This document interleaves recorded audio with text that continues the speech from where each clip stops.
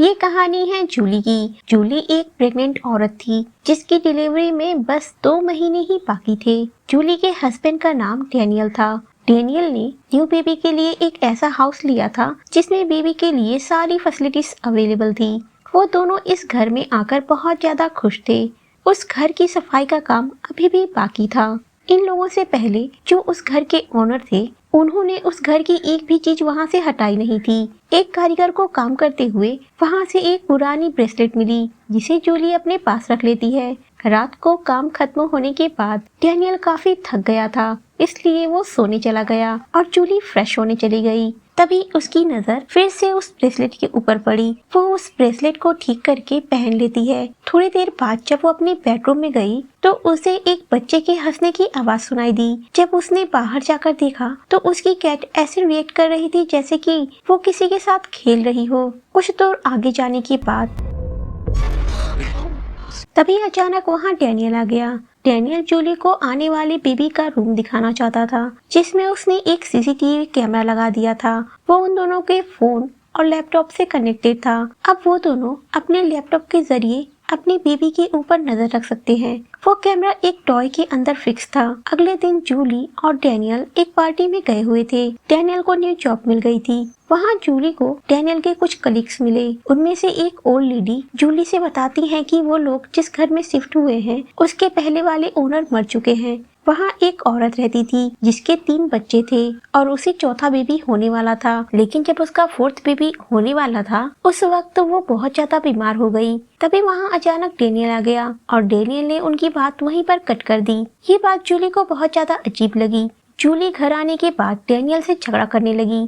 Daniel ने सबको ये कह दिया था कि ये उनका पहला बच्चा है, जबकि इससे पहले भी जूली को एक बच्चा हुआ था, लेकिन वो डिलीवरी के टाइम ही चल बसा, जिसके बाद जूली डिप्रेशन में आ गई थी। तकरीबन 2 सालों तक वो असाइलम में थी। डैनियल उस बच्चे के बारे में इसलिए बात नहीं करना चाहता था क्योंकि वो जूली की हेल्थ को लेकर परेशान था। आर्ग्यूमेंट करते हुए जूली अपने रूम की तरफ जाने लगी। तभी उसे एक बच्चा दिखा और वो अचानक सीढ़ियों से गिर गई, जिसके बाद डैनियल उसे तुरंत हॉस्पिटल लेकर पहुंचा। उस वक्त जूली को अपने वो दिन याद आ रहे थे जब उसके पहले बेबी की डेथ हुई थी, लेकिन इस बार जूली और उसके बच्चे को कुछ नहीं हुआ था। दोनों सही सलामत थे, लेकिन बेबी अपनी पोजीशन से थोड़ा नीचे आ गया था, इसलिए उसे प्रीमेच्योर डिलीवरी का खतरा था। डॉक्टर जूली को बेड रेस्ट करने के लिए कहता है जब तक कि उसका बेबी हो ना जाए। डैनियल जूली की बहुत केयर करता था। उसने जूली के लिए सब कुछ अरेंज कर दिया जिसकी हेल्प से वो अपना सारा दिन बेड पर ही बिता सकती है। वो जूली को एक वॉकी टॉकी और लैपटॉप देता है। डैनियल अपनी जॉब की वजह से अक्सर घर के बाहर रहता था और जूली अकेली घर में। अब स्टार्ट होते हैं जूली के बेड रेस्ट के वो 55 दिन जिसमें उसने कई सारे घोस्ट का सामना किया। पहला दिन तो जूली का जैसे तैसे कट गया। शाम को वो वॉशरूम में गई, तभी अचानक उसे बेडरूम से एक बच्चे की हंसने की और एक बेबी के रोने की आवाज आई। वो जब बेडरूम में वापस गई तो वहाँ कोई नहीं था, लेकिन जब उसने अलमारी खोली तो वहाँ भी कोई नहीं था। शाम को जब डैनियल घर आया तो उसने जूली के रूम में पड़ी एक यूएसबी बॉक्स देखी जो नीचे के रूम में थी, जिसे लेने के लिए जूली सीढ़ियों से उतरकर गई होगी। इसलिए डैनियल उसे डांट लगाता है कि उसे सीढ़ियों से उतरना नहीं चाहिए, जिसके बाद जूली भी झगड़ने लगी। आखिर एक प्रेग्नेंट औरत अकेले सारा दिन बेड पर पड़े हुए बोर तो हो ही जाएगी ना। अपनी गलती का रियलाइज होते ही डैनियल जूली से माफी मांगता है। उसी रात जब दोनों सो रहे थे, जूली नोटिस करती है कि दरवाजे पर कोई नॉक कर रहा है। तब जूली ने देखा कि दरवाजे से कोई झांक रहा था। वो डर गई और ये बात डैनियल को बताई। डैनियल जब चेक करने गया तो वहाँ पर कोई नहीं था। अब 13 दिन बीत चुके थे। जूली टीवी देखते हुए अपनी ब्रेसलेट को साफ कर रही थी, तभी उसे एक बच्चा नजर आया जो लगभग 4 साल का होगा। जब उसने जूली को देखा तो छुपने लगा। जूली उससे पूछती है कि उसकी माँ कौन है और वो किसका बच्चा है। तब वो बच्चा जूली की तरफ इशारा करता है। तभी अचानक से वो खिड़की बंद हो गई और बच्चा गायब हो गया। अभी इतना कम नहीं था, जूली को और डराने के लिए नर्सरी रूम से भी नोटिफिकेशन मिलने लगे। जूली जब चेक करती है तो वहाँ पर उसकी कैट थी। जूली को लगा कि अब डरने की कोई बात नहीं, लेकिन जब उसने ध्यान से देखा तो मिरर में उसे एक बच्चे की शेडो नजर आई। जूली अब पूरी तरह से डर चुकी थी। उसने 911 पर कॉल लगाई और उन्हें बताया कि उसके घर में कोई घुस गया है। पुलिस ने जूली से कहा कि जब तक वो नहीं आते तब तक वो रूम को लॉक करके रखे। जूली जल्दी से जाकर रूम लॉक करने लगी, लेकिन रूम लॉक करने से भूत थोड़ी ना रुकने वाले थे। तभी उसे दरवाजे के ऊपर गीले छोटे छोटे पैरों के निशान दिखे जो छत के ऊपर जा रहे थे। जब तक पुलिस घर पर आई वो फुटप्रिंट गायब हो चुके थे। डैनियल भी ये खबर सुनकर दौड़ता हुआ घर आया। ऑफिसर को ना घर में कोई मिला और ना ही कोई प्रूफ मिले कि घर में कोई घुसा था। ऑफिसर डैनियल से कहता है कि जूली को कोई वहम हुआ होगा, इसलिए वो लोग उसे इस हालत में अकेला ना छोड़े। जिसके बाद डैनियल जूली से कहता है कि वो उसके लिए एक बेबीसिटर की अरेंजमेंट कर देगा, लेकिन पता नहीं क्यों जूली मना कर देती है। शायद उसे लग रहा था कि वो उसका बेबी है जो 4 साल पहले डिलीवरी के वक्त मर गया था और आज वो 4 साल का हो चुका है। उस रात वो अपने एक्सपायर हुए बेबी के खिलौने निकाल कर देखती है और रोते हुए सो जाती है। उस रात जूली अकेली थी। कुछ देर बाद रात को जूली की जब आंखें खुली उसने देखा कि वो टॉय कार रूम की छत पर अपने आप चल रही थी। तभी अचानक वो कार नीचे गिर गई। जूली जल्दी से चेक करती है कि उसके बेबी का कार उस बॉक्स में है या नहीं, और जो उम्मीद थी वही हुआ। ये वही कार थी। तभी उसे फिर से वही बेबी दिखा जिसे देख के उसे लगा कि ये उसका बेटा है जो अपने खिलौने के साथ खेल रहा था। फिर से नर्सरी रूम के कैमरे ने कुछ मूवमेंट डिटेक्ट किए थे। जूली उस मॉनिटर के जरिए उस घोस्ट से बात करने की कोशिश करने लगी, लेकिन तभी वहाँ डैनियल आ गया। जूली ने डैनियल से इस बारे में कुछ नहीं बताया क्योंकि डैनियल जूली की किसी भी बात पर यकीन नहीं कर रहा था। अब 23 डेज बीत चुके थे। डैनियल को एक नर्स मिल गई थी जो हर वक्त जूली के साथ रहेगी और उसकी देखभाल करेगी। नर्स का नाम डालमी था। डालमी काफी अच्छी औरत थी जो जूली की बहुत ज्यादा देखभाल करती थी। डालमी भी माँ बनना चाहती थी, लेकिन वो इनफर्टाइल है, इसलिए वो अब प्रेग्नेंट औरतों की देखभाल करती है। जूली उसे बताती है कि जब से उसके फर्स्ट बेबी की डेथ हुई है वो अक्सर फील करती है कि उसका बेबी कहीं आसपास में ही है। डालमी को लगता है कि जूली अभी तक उस पेन से बाहर नहीं निकल पाई है। अब इसी तरह कुछ दिन और बीत गए। डे 29 को जब जूली नहाने गई तब डालमी उसके साथ ही थी, लेकिन कुछ देर बाद डालमी ने जैसे ही जूली को कुछ देर के लिए अकेला छोड़ा फिर से उसे वही बच्चा दिखा, जिसे देख के जूली की तबीयत खराब हो गई। चेकअप के बाद डॉक्टर ने बताया कि जूली डर गई थी, इस वजह से ऐसा हुआ। जब डॉक्टर को पता चला कि जूली को एक बच्चा दिखाई देता है तो डॉक्टर ने उसे कुछ दवाइयाँ दी जो उसकी मेंटल हेल्थ को इम्प्रूव करेंगे। जब डॉक्टर वहाँ से चला गया तो जूली डॉक्टर और उसके हस्बैंड के बीच की बातें सुनने की कोशिश करती है। डॉक्टर डैनियल से कहता है कि अगर जूली की हालत इम्प्रूव नहीं हुई तो उसे मेंटल हॉस्पिटल में एडमिट करना होगा। अब कुछ दिन और अच्छे गुजरे। डालमी हर वक्त जूली के साथ रहती थी। अब 38 डे बीत चुके थे। एक रात जूली ने देखा कि कैट बॉल उसके बेड के नीचे से बाहर आई। उसे लगा कि उसकी कैट उस बॉल के साथ खेल रही है, जिसके बाद वो भी उसके साथ खेलने लगी। लेकिन तभी वो देखती है कि उसकी बिल्ली तो उसके सामने बैठी है। तो आखिर बेड के नीचे कौन था? जूली एक स्टिक में मिरर बांधकर बेड के नीचे देखने की कोशिश करती है तो उसे बेड के नीचे एक बच्चा दिखा। जूली फिर से डर गई। तभी उसे चलने की आवाज आई जिसे उसकी कैट भी देख रही थी। इसका मतलब कैट भी उन बच्चों को देख सकती थी। अब 46 डे बीत चुके थे। जूली एक दिन नहाते वक्त एंड्रयू को याद कर रही थी जो उसका फर्स्ट बोर्न बेबी था। तभी उसे वो बच्चा फिर से दिखा।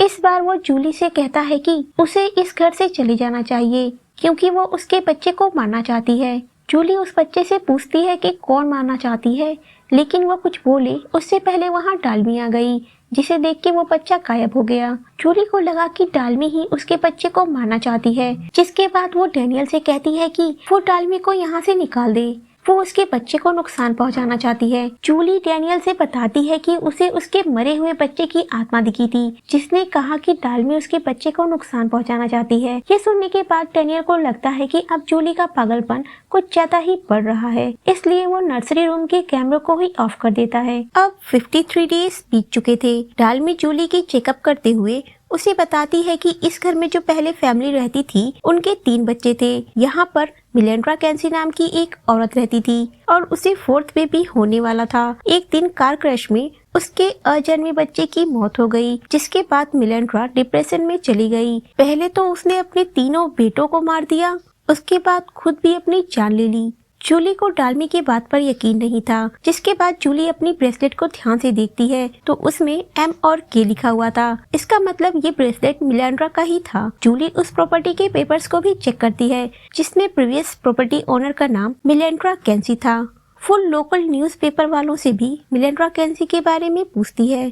तब जाकर उसे डालमी की बातों पर यकीन हुआ। अब आखिरी दिन था। रात को डैनियल घर में नहीं था। जूली को नर्सरी रूम में कुछ आवाजें आ रही थी, लेकिन अब वो देखती भी कैसे, क्योंकि सीसीटीवी तो ऑफ था। इसलिए वो वैक्यूम क्लीनर के ऊपर अपने फोन को बांधकर नर्सरी रूम में भेज देती है। वहाँ उसे फिर से वही बच्चा दिखा। जूली उससे पूछती है क्या मिलांड्रा कैंसी उसके बच्चे को मारना चाहती है। जैसे ही उसने मिलांड्रा का नाम सुना, वो भाग के दो और बच्चों के बीच में खड़ा हो गया जो उसके ही भाई थे। तभी जूली को उसके रूम में किसी के चलने की आवाज आई और अपने पेट के ऊपर किसी के हाथ महसूस हुए। वो हेल्प के लिए चिल्लाने लगी। तभी वहाँ डेल्मी आई तो सब कुछ नॉर्मल हो गया। न्यूज चैनल वालों ने मिलांड्रा की सुसाइड से रिलेटेड एक फाइल भेजी थी, जिसमें मिलांड्रा की फैमिली में वो तीनों बच्चे थे जो आज तक जूली को नजर आ रहे थे। मिलांड्रा के सबसे छोटे बेटे को आज तक जूली अपना बेटा एंड्रयू समझ रही थी। तभी वहाँ डेल्मी और डैनियल आ गए। जूली उनसे कहती है कि उन्हें अभी इसी वक्त इस घर से निकलना होगा, नहीं तो मिलांड्रा उसके बच्चे को छीन लेगी। डैनियल उसे शांत कराने की कोशिश करता है। तभी कपबोर्ड से कुछ आवाजें आती हैं और लाइट भी फ्लक्चुएट करने लगती हैं। जूली को बहुत तेज पेन हो रही थी। डैनियल को भी अलमारी से आवाजें आ रही थी, जिसके बाद वो अलमारी को खोलकर देखता है। उसमें एक बच्चा बैठा हुआ था जो उन्हें देख के दीवार के ऊपर रेंगते हुए भाग गया। वो सब रूम से बाहर निकल रहे थे। तभी डालमी को अपने आप धक्का लगा और वो खिड़की से बाहर नीचे गिर गई और वहीं पर उसकी मौत हो गई। अब डैनियल अकेले ही जूली को लेकर बाहर निकलने लगा, लेकिन मिलांड्रा की आत्मा उन्हें बाहर नहीं जाने देती। उनका पूरा घर ऐसे हिल रहा था जैसे कि अर्थक्वेक आया हो। डैनियल के सिर पर चोट लग गई, जिसकी वजह से वो बेहोश हो गया। जूली का फोन भी उसके बेडरूम में ही छूट गया था। जैसे ही अपना फोन लेने के लिए वो आगे बढ़ती है, उसके घर के सारे दरवाजे बंद हो गए। अब जूली की डिलीवरी का भी टाइम हो चुका था। वो बिल्कुल डरी हुई और अकेली थी, जिसके बाद वो वॉकी टॉकी के जरिए पुलिस से कांटेक्ट करने की कोशिश करती है, लेकिन तभी जूली काफी देर तक बेहोश पड़ी हुई थी। जब वो होश में आई तो उसे मिलांड्रा कैंसी की आत्मा दिखी जो उसकी तरफ आगे बढ़ रही थी। उसी वक्त जूली को एक हेल्दी बेबी गर्ल हुई, जिसे देख के जूली को खुशी भी हो रही थी और साथ में डर भी लग रहा था कि वो अपने बच्चे को कैसे बचाएगी। दूसरी तरफ मिलांड्रा की आत्मा उसकी बेबी को मांग रही थी। तभी जूली को रियलाइज हुआ कि बाथरूम का फ्लोर लकड़ी से बना हुआ है। वो बाथटब को मूव करने लगी, जिसके बाद फ्लोर टूट गया और वो दोनों नीचे गिर गए। बेबी को कुछ नहीं हुआ, लेकिन जूली पूरी तरह से जख्मी हो गई थी। डैनियल दौड़ता हुआ जूली के पास आया। जूली उसे कहती है कि उसके बेबी को कुछ नहीं होना चाहिए, वो उसे छोड़े और बेबी को लेकर यहाँ से निकल जाए। डैनियल जैसे ही बाहर निकलने लगा, मिलांड्रा फिर से डैनियल को रोकने लगी, लेकिन इस बार जूली मिलांड्रा की आत्मा का गला ही दबा देती है और उसे कहती है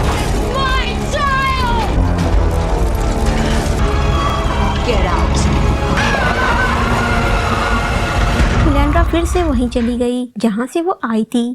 जिसके बाद जूली डैनियल को आवाज लगाती है, लेकिन वो उसकी आवाज नहीं सुनता। जब वो पीछे मुड़ के देखती है तो जूली की सोल उसकी बॉडी से निकल चुकी थी। जूली अब बहुत ज्यादा अपसेट थी कि अब वो क्या करे, लेकिन तभी उसे फिर से वही बच्चा दिखा जो उसे उसके मरे हुए बेबी एंड्रयू के पास ले गया। एंड्रयू एक रोशनी से भरे हुए कमरे में एक खूबसूरत पालने में खेल रहा था, जिसे देख के जूली उसे गोद में उठा लेती है, लेकिन तभी उसकी सोल को वापस खिंचाव फील होने लगा। कुछ लोग जूली की ट्रीटमेंट करने लगे थे। जूली अपने बच्चे को डालमी के हवाले कर देती है और उसे कहती है कि वो उसका ख्याल रखेगी। जिसके बाद डालमी एंड्रयू को लेकर हेवन चली गई। ये देख के जूली अब खुश थी। अब कहानी शिफ्ट होती है 1 साल बाद, जब जूली और डैनियल अपनी बेटी के साथ हैप्पी लाइफ बिता रहे थे। अगर ये वीडियो अच्छी लगी है तो प्लीज लाइक कर दें। Thank you for watching.